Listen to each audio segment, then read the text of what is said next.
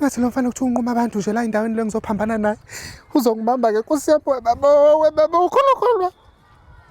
Hayibo, ngiyajwayeleka-ke namhlanje. Sorry. Ungidlulelani la? Akusona lokhu ubamba abantu la ubanqume la endaweni. Mami, inkinga yakho yini? Ngoba phela siyaphambana. Kodwa mina ngiyazi ukuthi uwena amagalji la endaweni onquma abantu. Kakhoza abesifazane nezingane.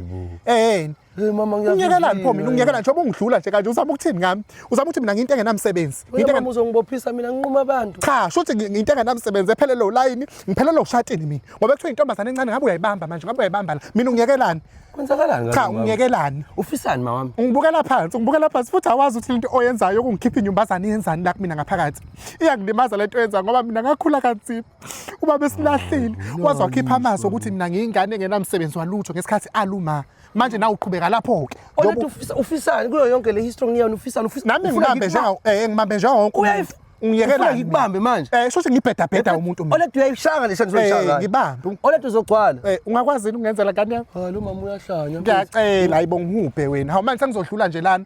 Umuntu onjani ongafuna ngishona uMaligadi. Bamba ngempela ukukhupha ngempela. Ngijahe.